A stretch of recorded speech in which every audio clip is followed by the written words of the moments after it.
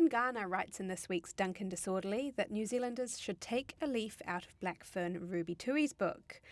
So, Duncan, you think we need a bit more positivity? Yeah, I think it's been grim, right, for a couple of years, and I've done a couple of recent business events where I've been close to business and sitting at their table and talking to them, and they appear to have put away the investment checkbook. They appear to be grim and wanting to change the government, and until then, quite frankly, they're not going to do anything. They're going to sit still and sulk and just do the bare minimum. Now, that's not going to be good for GDP. You need to employ people and to invest to have growth in GDP. And I wonder if business has decided, well, bugger you, you've consistently surprising us with policy that we don't like. You're not engaging us, so we won't engage you, and we'll just sit here until we can change the government. Now, if you look at the Blackferns, they have burst onto the scene and taken us all by surprise. They've been positive, they've been authentic, they've been real, they've been allowed to be themselves, and I think they've surprised even their own masters at New Zealand Rugby. So imagine if we tried this in life, just being, the glass half full, for more of the time than we weren't, and if we were positive and smiled. I mean, these guys are smiling, scoring tries. I don't know, I just think that there is something in this win and in this World Cup. It's a World Cup final victory. There's something in it that we shouldn't squander. And as a society, we should look at these women who are leaders in their fields and say, what can we learn from them? And from a business sense, it might be that you put your best foot forward, you smile, and you be positive, and you learn something about this, because this is successful, and it's been infectious, hasn't it? I know COVID's an infection, but this has been genuinely infectious for, I think, New Zealanders right around the country. If we look at business, do you think things are actually as bad as people think? I mean, we've got the mood of the boardroom, the mood of the CEOs actually quite negative, but their businesses are actually ticking along quite well. That's a really good point. And this is the fundamental problem with this whole complex issue around the economy, is that unemployment is historically low. If you want a job in this country, go and get it. Because there are sandwich boards. Where I live, there are sandwich boards offering 5 or 6 jobs outside businesses. Wages are higher than they've ever been. And this government has, whether small business and medium-sized businesses like it or not, they've ratcheted up people's incomes, whether we like it or not. So people are doing better, but inflation is high. And so, therefore, it wipes out many of those gains. If you look at profits and capacity, we've got capacity issues. There's not enough workers for the work that we've got. Profits are reasonable. Why are boardrooms so grumpy? They did this in 2001 as well, when Labour was in office. They didn't like some of the programs then, and so they had the winter of discontent. This was 20 years ago. It seems this always happens.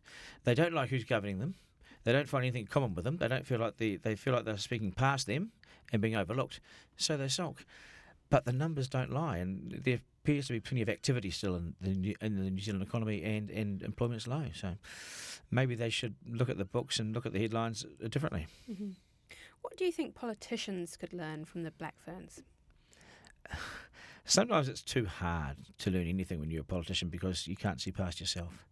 And many politicians are selfish and suffer from this sort of the perfect syndrome and things like that. What they can learn from these guys is about not to be a machine, not to be a robot. So many of our politicians are robots. They speak past us.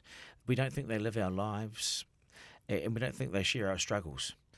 And you look at these girls and you think their mums, sisters, daughters, only just recently been brought into the professional area, so they're finally being paid for the first time, but, not overly, although some are doing okay.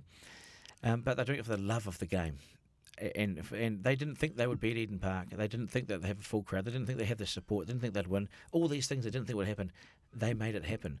So I think authenticity, don't be a machine, speak like us, sound like us, and be like us. Don't become so detached from reality that no one believes you anymore. But that's hard when you've been in Parliament for 20 years or 30 years or even 10 years. You can lose touch with what is a normal society and what's a normal functioning society, because so much is done for you, especially as ministers. Do you think any politicians are doing this quite well? I tend to find that David Seymour is still unaffected by this. If you're a minister, you're bound by cabinet collective responsibility, which means no matter what you think like the Prime Minister. You think like the cabinet, so you lose a lot of the honesty. Seymour, to me, is a politician of principle. Still, amongst a sea of sort of mediocrity. So perhaps he's one of them. You might have said Winston 20 years ago, but so much water's gone under that bridge. But I think Seymour, and I think traditionally in the past the Greens have been as well. I think James Shaw might be. Hard to find others, isn't it? You know, because the party's always bigger than the person in the Labour and National. It's the parties, you know, the Māori MPs and Labour, they're Labour MPs first, then the Māori. They're not Māori Labour MPs, you know. Labour still is the controlling force. Duncan, thank you very much for your time. You're welcome.